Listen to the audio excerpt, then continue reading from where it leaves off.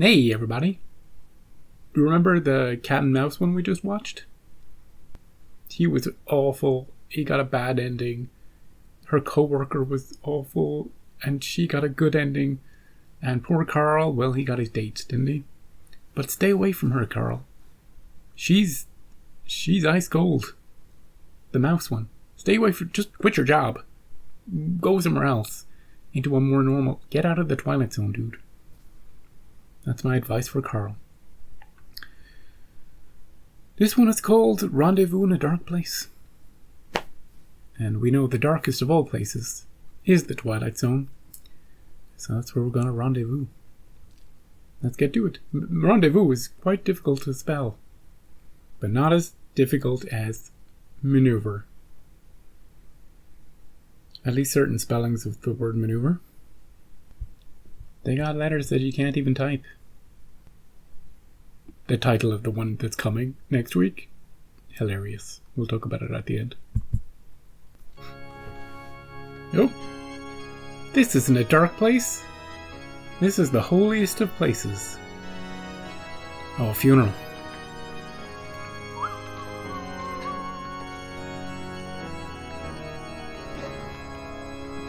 Janet Leigh! My deepest sympathy. That's a treat. A lovely service. Terrible loss. Yes. Are you related to the deceased? Did you kill the deceased? No, not at all. A friend of the family, then. No, actually, I don't know anyone here. They're all strangers to me. Why are you here? But a very lovely service. Yeah. She just likes coming to funerals. Barbara LeMay, the woman in black. A woman caught between fascination and something more profound and less earthly. With one foot in the grave, the other firmly planted in the Twilight Zone. I don't know which foot is worse. A lovely service. There must have been at least 150 people. And they served the most delicious finger sandwiches. Oh, sandwiches, nice. Who are you? So, who was the service for? I didn't know we knew anyone who had died. We didn't. I'm not certain. You mean you... Mother. You keep doing this, You have Mother. got to stop going to funerals for people you don't even know. Why? Because it's wrong, that's all. It's not that wrong. They had white roses. You should have seen them. Tied with tiny red ribbons. One for each year. When I go, I think I would very much want a service like that. Would you see to it, dear? Mother, will you please stop it? Write down what you want. You know I don't like to hear you talk like this. These things happen. We hate to think about them. No, you don't hate to think about them. You love to think about them. Mother, why is it every time I see you, every other word is death? She's obsessed with it. She wants the best funeral. She's scoping him out. When I asked you out to the coast to see Margie and the kids, Margie. you couldn't. Great name. You couldn't come because you said you couldn't make any long-term plans. How the hell am I supposed to explain that to them? Grandma can't come for Thanksgiving because she isn't sure whether she'll be alive or not? Yeah. You hurt them. She might be a ghost right now. I'm sorry. I really am. I know. I just wish you'd stop all this. Let some light in here. No, Get but... some air. No. This obsession of yours is not good. It's not healthy. It's morbid. Everybody needs a hobby, son. Mom, I love you very much. And I want you to see your grandchildren grow up. I'll try. I'll try to stay alive. Really. For the kids. Okay. I've got to go. Plane to catch. Give my love to Margie and Ben and Susan. I'll be fine. Really. Yeah. What the hell? Is the Grim Reaper coming? It's Death! Death! Is that her son?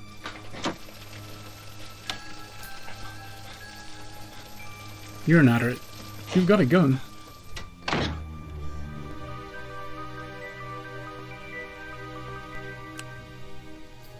Hello? Is anyone there? I got a pistol, lady, and I'm not afraid to use it. put on a cup of coffee. I'll kill you, I swear. She doesn't care.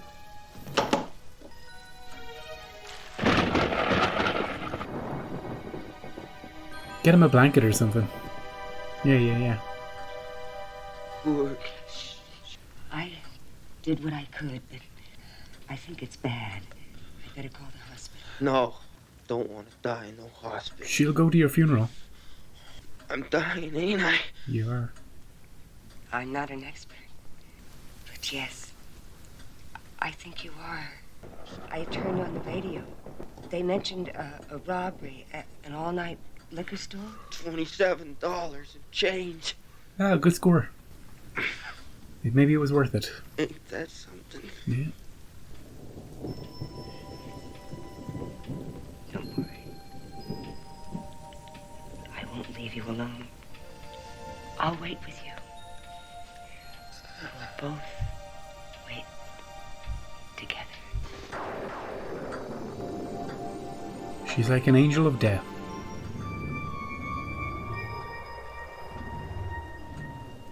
Here comes death. You're here. Aren't you? The last time we saw Death, they were in a white suit.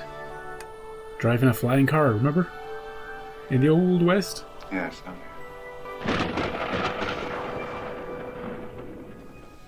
I can see you. Are you surprised? No. Is she dead? No. I suppose. Can't quite place this guy. Or where I've seen him. I don't think it was recently. I don't think it's anything we've seen together. You wouldn't be. We spent so much time together, you and I. I was in the hospital once. The woman in the room next to me died in the night. I felt you nearby. Who are you talking to? It's all right. He'll probably survive. It's so cold. That's why she can see him. And he can't. He can't see you. I won't exist for him until it's time. Where do you take us? To a better place? Sometimes. Sometimes. It must be beautiful. Well, it's a place like any other. Please, why don't you take me instead of him? What's he to you? No one, but he can't see the beauty in you. I can. I see it in so many ways. The freedom, the tranquility, the poignant, fragile beauty of that one final exhalation. It's his time. Oh, but he can't appreciate you as I can. It is his time. I have no one here, not anymore. No, Why? I cannot take life where none exists. I've seen you What? in so many places. You have worshipped at my altar. Yeah. You've walked in my shadow. She's a groupie. Seen my reflection in others' faces, and still it's not enough. You don't run from my touch. You seek to embrace it. But I could no more take you than I could take this table. For neither of you lives. I don't understand. She has to embrace life before he can come and take her away. Maybe go see Margie. Even now, this close to me, he's more alive than you. I bring you peace. Don't be afraid. For I alone will never leave you. Creepy.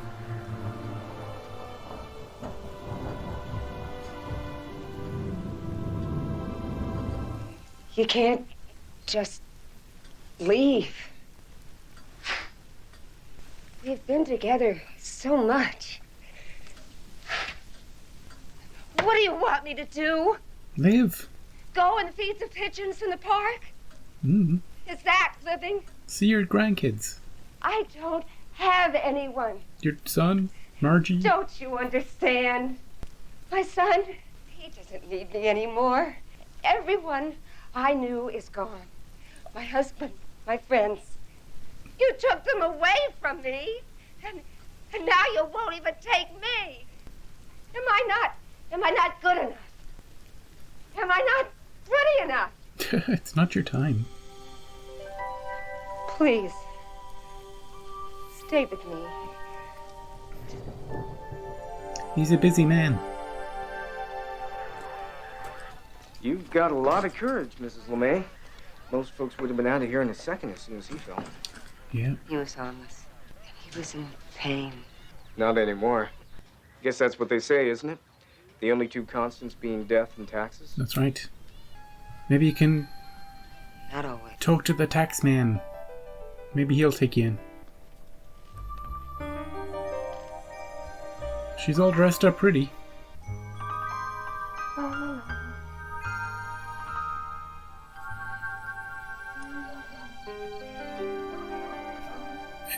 Is it a date? Have I hurt you? He's back.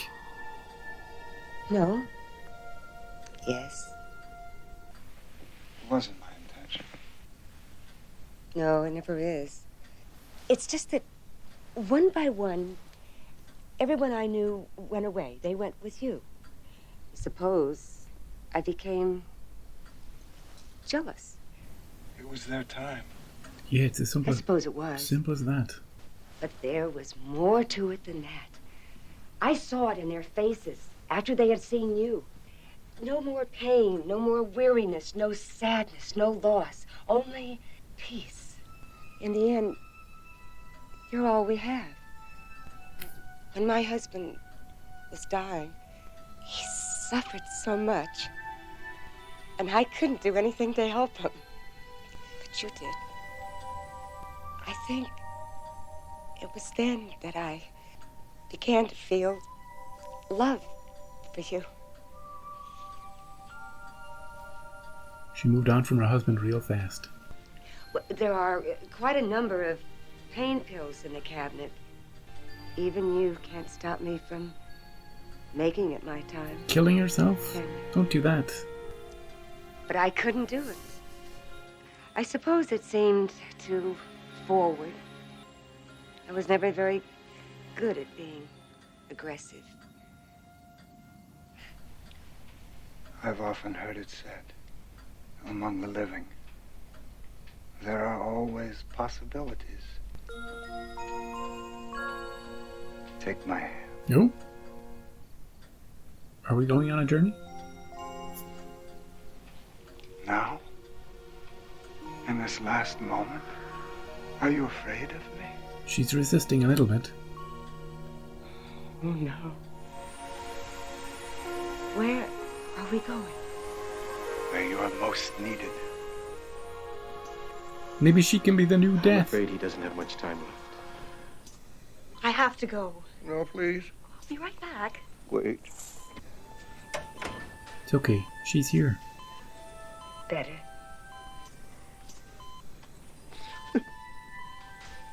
I'm sorry. I'm afraid. Don't be afraid. I bring you peace, and I alone will never leave you. Yeah. It's a bit creepy, but don't think about it too much.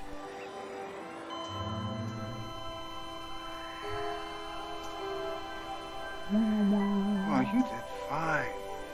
Incident in a hospital Oh, room. that's it. Part of the status quo of life and death. A visitation accompanied by cold Cold blue. winds and warm hands. Clear. Locked in a midnight embrace in the Twilight Zone. He's back. Death won't get him this time. He's back.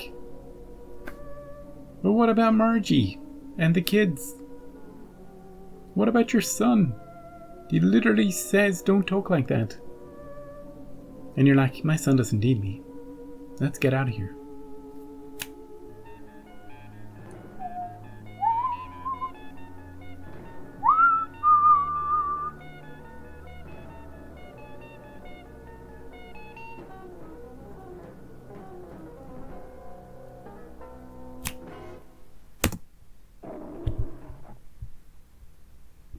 Now, the big mystery of this episode is, where do I know that guy from? He's been in movies. 300. Maybe I just know him from movies. He's in an episode of the 90s Outer Limits, which we might get to at some point. Just a conglomeration of lots of little parts. Janet Leigh was 62 when this episode aired, when this was filmed, which is super young for this type of episode. And of course we know her from Psycho, and we've seen her in other things too. Remember we saw her in The Fog. She had a strange role in The Fog. And this episode is sort of the opposite in a way to an original Twilight Zone episode. Remember the one with Mr. Death in it? And the woman who didn't want to answer the door just in case it was Death? And Death couldn't get her. As long as she didn't touch Death, he couldn't get her. And then Robert Redford turned up. I don't quite remember what the episode title was. I wonder if it would jump out at me if I looked at all the titles. Nothing in the Dark. I feel like it's that. Yep. Nothing in the Dark. And that had a famous actress too, Gladys Cooper. So, yeah, those two episodes, the first one and this one, the first one was better, but this one is kind of the opposite. Instead of fleeing from death, being afraid of death, scared of death, fighting death, this one is looking for it. She's trying to embrace it. She's formed an affection around it. She has an obsession about it. She felt him in a hospital. She seeks him out at funerals. She glamorizes it. And in a cruel twist of fate, potentially, this episode could have ended differently if they wanted to. After all her, spending the last 20 years or whatever searching out death and wanting it and hoping for it and clinging to it, she finally gets her wish, and it's horrific. An afterlife of torment. And she didn't know what she had with her son and her grandchildren and Margie. She forgot to live. And now she won't get that chance again. They didn't go that way, and you knew they weren't going to go that way because of one thing.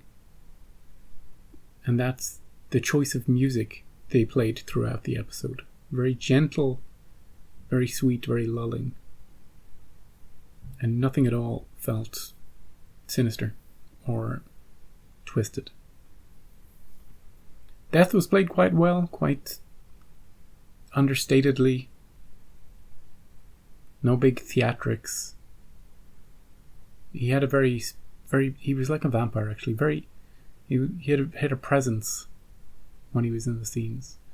Very softly spoken, very deliberate. And the guy with the gun, well, he was also in the episode, and I thought for a moment that death was coming for her. She would think that death was coming for the guy because he's dying, and it turns out that guy's going to live for another 60 years. He's actually coming for her all along. But they didn't go that way. Instead, he came for her the next night. He decided, she was begging me yesterday. I'll come today. It's fine. Maybe she'll stop bugging me. Maybe she can take over my job. And I can just go and sit on the beach and drink cocktails. Yeah, he had the right idea. But it was a sweet way to show death. It was a sweet episode. It's seen as a very somebody who takes your pain, and so you won't be lonely. I'll never leave you. Thanks. But there's no mention of anything else in death. We don't see anything else. So a lot of it is open-ended too, subject to interpretation. So yeah, that's it. I thought at the start, remember when she was touching the coffin? Remember that episode with the priest? Where that twin sister comes back, pranks him, and kills him? Yeah, that's what I was thinking about when I saw the start of this one. I was like, oh, she's back again. And I thought she was going to take the flowers at the start. She's like, oh, these are cool. I'm going to take this, I'm going to take that. She just randomly starts taking stuff from the church like it's a hotel. Right, let's have a look at... Oh yeah, the next title is funny. It's called Many, Many Monkeys. You know what that means? Shakespeare next time. We've already had a Shakespeare episode early on in this 80s Twilight Zone.